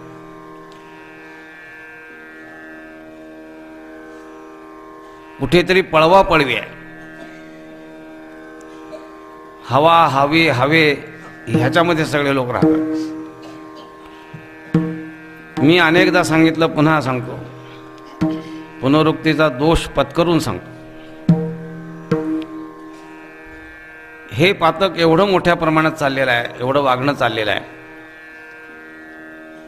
की पृथ्वी अशी दुभंग झाली पाहिजे आणि हे सगळं जग आत गेलं पाहिजे. मग का जात नाही? त्याचं कारण आहे, कुठेतरी हे सत्कर्म चाललेलं आहे. सगळ्याच ब्राह्मणांनी संध्या सोडली नाही, आणि समजा सगळ्यांनी सोडली तर ब्रह्मदेव त्यात चालूच आहे. सगळ्या बाया दुराचारी आहेत असं नाही. एक तरी बाई नक्की अशी आहे की जी पतिव्रत आहे. मी हे एक नाईलाजाने सांगितलं, मनुष्याणाम सहस्रेषु, त्या नियमाप्रमाणे. पण त्या मानाने पुष्कळ संख्या नाही असं नाही.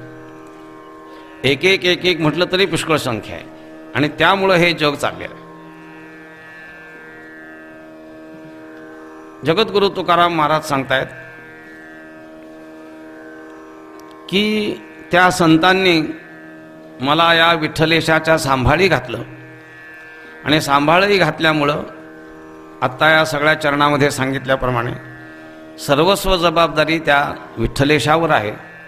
म्हणूनच मी माझ्यावरचा योगक्षेमाचा भार सगळा बाजूला सोडून घालून या भार त्या विठ्ठलेशावर भार घातला. का? संतांनी सांगितले हे तुला त्याच्या सांभाळी घातले म्हणून. मग ज्यांच्या सांभाळी घातले त्याच्यावर माझा ओझं भार सगळं त्याच्यावर आहे. घालून या भार, मी चिंता अजिबात करीत नाही, राहिलो निश्चिंती. मला कसल्याही प्रकारची चिंता नाही.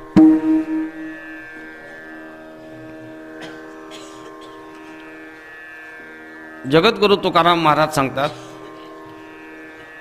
ज्या संतांनी मला तुझ्या सांभाळी घातलं त्याप्रमाणे मी तुझ्या आज्ञेत राहतो आहे. आता या पुढील आयुष्यामध्ये तुला जे वाटेल ते, ॲज यू लाईक, तुझी जशी वृत्ती असेल त्याप्रमाणे तुझं वाटे. आता जे तुला वाटेल ते, आणि तुला वाटेल ते या शब्दामध्ये तुला जे योग्य वाटेल ते, तुला जे उचित वाटेल ते. कारण मी भार तुझ्यावर टाकलेला आहे, आणि तुझ्यावर टाकण्याचं कारण संतांनी मला तुझ्याकडे पाठवलं, आणि संतांनी तुझ्या सांभाळी मला घातल्यामुळं तुला जे वाटेल ते तू कर. तुझं वाटे आता म्हणजे तुला जे योग्य वाटेल ते, योग्य वाटेल ते म्हणजे त्याच्यात अध्यारूत आहे, ते लिहिलेलं नाही. गोमटे ते करा माझे, गोमटे ते करा माझे, गोमटे ते करा माझे, भार ओझे तुम्हासी, भार ओझे तुम्हासी, गोमटे ते करा माझे, गोमटे ते करा माझे.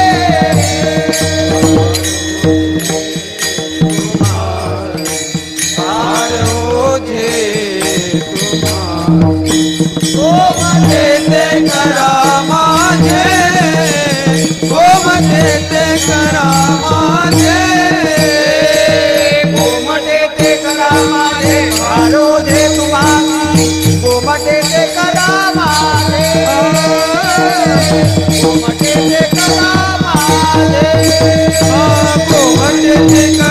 माझे भार ओझे तुम्हासी घुमटे करा माझे घुमटे करा माझे गोमटे ते करा माझे भार ओझे तुम्हासी. का? त्याचं कारण आहे विठ्ठलेशाने तुझ्या सांभाळी घातल्यामुळं योगक्षेमाचंही ओझं तुझ्यावर, उद्धाराचीही चिंता तुझ्यावर. मला आता काहीही करायचं नाही, पण जे मला करायचं आहे ते तूच करावंस. तुझं वाटे आता ते करी अनंता हे अनंता. कारण देवाचं नाव अनंत आहे, देवाचं स्वरूप अनंत आहे आणि देवाला नावं अनंत आहेत आणि देवाला रूपही अनंत आहे.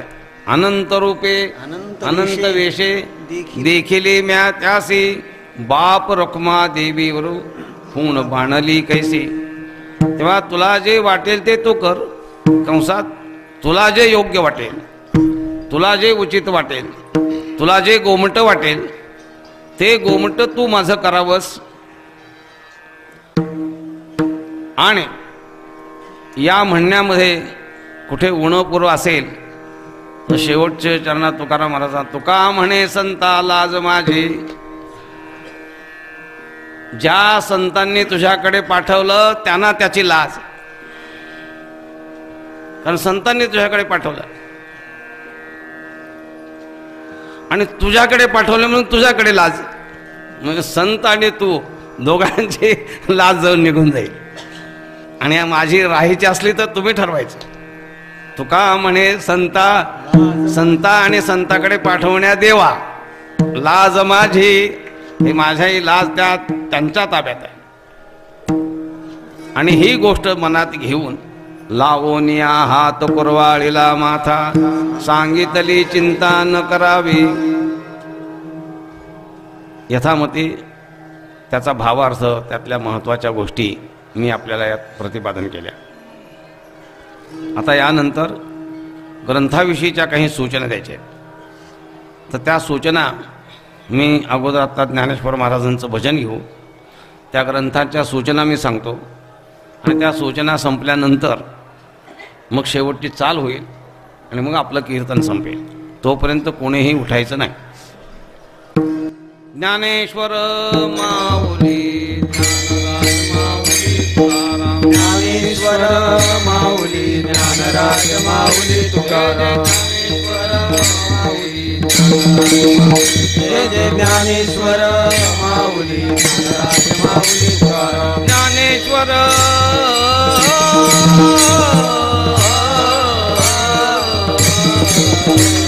ज्ञानेश्वर माऊली ज्ञानराज माऊली तुकाराम. ज्ञानेश्वर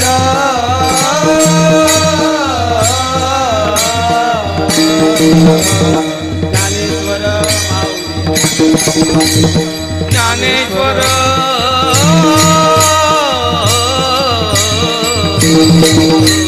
ज्ञानेश्वर माऊली ज्ञानराज माऊली तुकाराम. ज्ञानेश्वर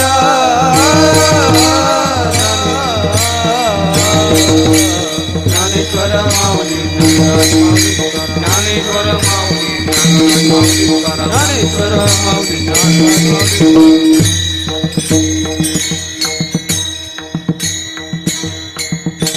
ज्या 2-3 सूचना द्यायच्या आहेत त्या थोडक्यामध्ये देतो. पहिली सूचना अशी,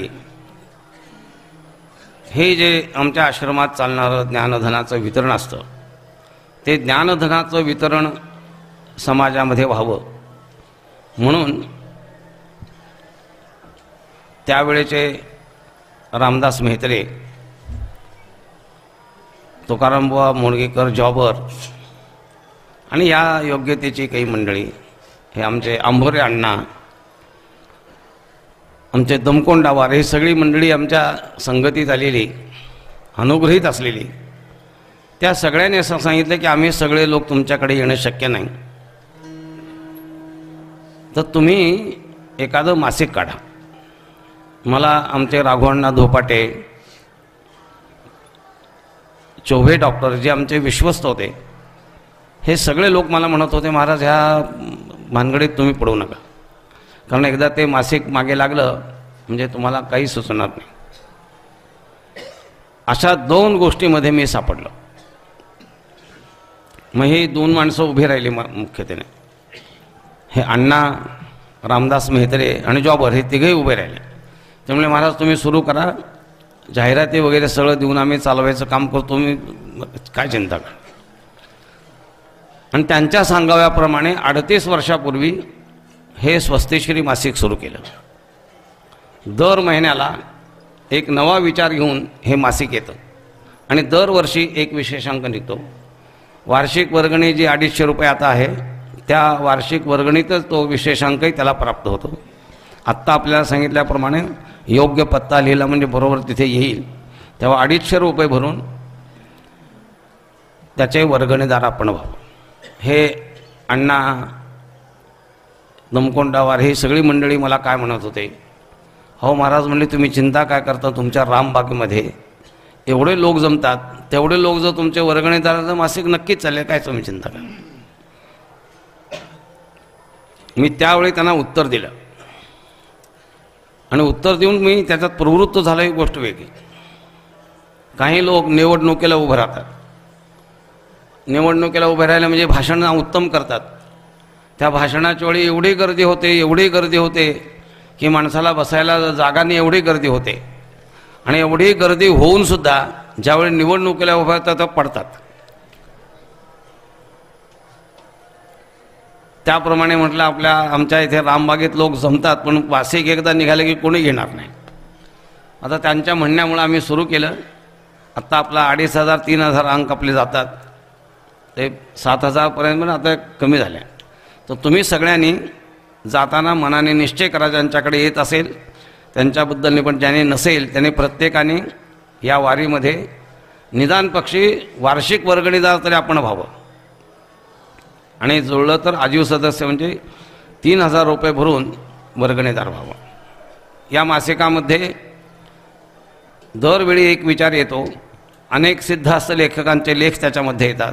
आत्ता सांगितल्याप्रमाणे दरवर्षी एक विशेषांक निघतो. यावर्षीचा विशेषांक आहे रामभक्त हनुमंताचा, तर आपण त्याचं वर्गणीदार व्हावं. दुसरी सूचना, दादांनी लिहिलेले सगळे ग्रंथ पुनर्मुद्रित केलेले आहेत आणि मी लिहिलेल्या ग्रंथांची यादी आहे 94.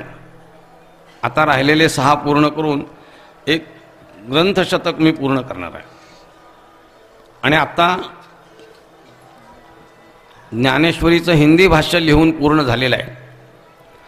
हा आत्ता आमचा कल्पेश आहे, त्याने ते मनावर घेऊन ते पूर्ण केलेलं आहे.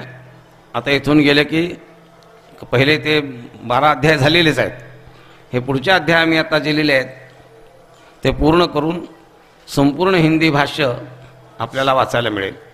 किंवा काल सांगितल्याप्रमाणे हिंदी भाषेला एक छोटा ग्रंथ लिहिला आहे मी, एक 100 पानांचा, भारतीय संस्कृती की विशेषताएं.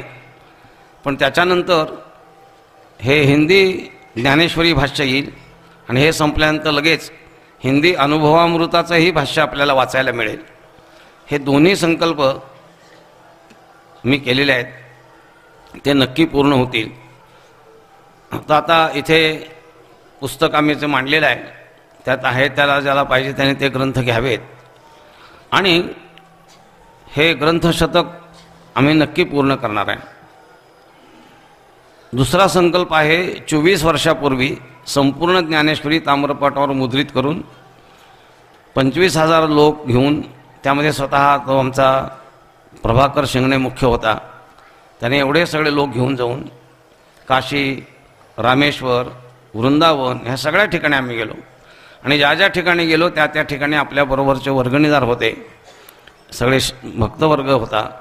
काशीमध्ये तर सर्वात विशेष आनंद आला, कारण तिथे पंडितराजांचे काही शिष्य, त्यांनी आम्हाला काही शंका विचारली. ते 7 दिवस त्याच्यावर ते विचन चाललं होतं.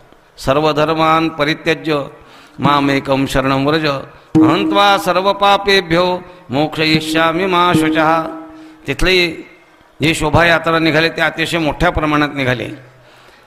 ते आमच्या ते व्हिडिओ कॅसेट केलं होतं पण ते कुठं सापडत नाही.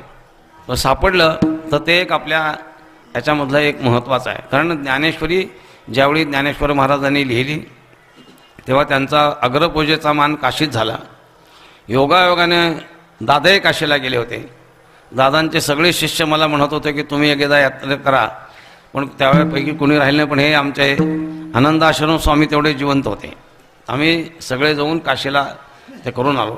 ही ताम्रपट मुद्रित ज्ञानेश्वरी आलो घरी येऊन, आणि ज्ञानेश्वरी मंदिरासाठी म्हणून ते दत्त मंदिर घेतलेलं आहे. तर त्याच्या आत्तापर्यंत इरिगेशनची परवानगी मिळायची होती, ती मिळाली. आता सिटी सर्वेची आणि नगरपालिकेच्या दोघांची परवानगी आपल्याला मिळाली, म्हणजे त्या कामाला लगेच सुरुवात होईल. आत्ता त्याला ATGचं सर्टिफिकेट मिळालेलं असल्यामुळं देणगीदाराला आयकरामध्ये 50% सूट मिळते. तर आपण सगळ्यांनी त्याचं चिंतन करून आपला खालीचा वाटा म्हणून त्यात भाग घ्या. आम्ही घाटाचं काम केलं. कराड सर आणि मी दोघं. सुरुवातीला बराच त्रास झाला. मग त्यांना मी सांगितलं आपण आपल्या पद्धतीने उत्तरं देऊया. तिथे बऱ्याच लोकांच्या समाधी आहेत, त्यांचे वंशज आले, त्यांचा बराच विरोध झाला. त्यावेळी मी या लोकांना सांगितलं की आता आपण उत्तर द्यायचं कारण नाही, आता दगडच त्यांना उत्तर देतील. आणि एक बाजू तयार झाल्याबरोबर खरंच दगड उत्तर द्यायला सुरुवात केली. एक कीर्तन करायचे आहेत का मेले मला माहिती नाही. हो, थोडं माझ्या वयाने थोडं फरक असेल. त्याचं नाव आहे माधवबुवा टाकळीकर. भारतच्या गावाजवळचाच आहे. तो येत असे आणि तो कीर्तन करून जाताना म्हणायचा. मग त्यांना मी म्हटलं, बुवा तुम्ही रोज येता जाता, हा एक भाग तयार झाला आहे, तुम्ही कोणत्या घाटावरून जाता? ह्याच घाटावरून जातो. बाळासाहेब भारदे आले, अंबेजोगाईला आले. हे माधवबुवा तिथे आले. म्हणले माधवबुवा इकडे. म्हणजे कराड सराने महाराज ह्या घाटाचं काम करतायत, तुम्ही त्याच घाटावरून जाता. म्हणे तुम्ही 1 रुपया तरी दिलाय का त्याच्यावर? म्हणजे एकही पैसा दिला. मग तुम्हाला बोलायचा अधिकारच नाही म्हणजे त्याच्यामध्ये. आम्ही तो घाट अशा करता बांधला आहे की प्रत्येकाला त्या घाटावरून जाताना असं वाटलं पाहिजे की माझे याच्यामध्ये 5 रुपये आहेत, ही भावना त्याच्यामध्ये निर्माण व्हावी. त्याप्रमाणे हे ज्ञानेश्वरी मंदिर प्रत्येकाचा माझा त्याच्यात वाटा आहे. जेव्हा तेथे हे दाखवलं जाईल तेव्हा असं प्रत्येकाला वाटलं पाहिजे, असं प्रत्येकाने त्याच्यामध्ये भाग घ्यावा. म्हणून ताम्रपट मुद्रित ज्ञानेश्वरी आता त्याला फ्रेम करायचं शिल्लक राहिलं आहे. काचेवर त्याचं पुष्कळ तयार केलं आहे. जवळजवळ 15 ते 18 लाख रुपयाचं काचेवरचं काम केलं आहे. तर ते सगळं त्या ज्ञानेश्वरी मंदिरामध्ये आपल्याला बघायला मिळेल. एक ग्रंथालय निर्माण करायचं ठरलं आहे. तिथे अभ्यासकासाठी 2-3 खोल्या बांधायच्या की त्यांची तिथे राहण्याची जेवण्याची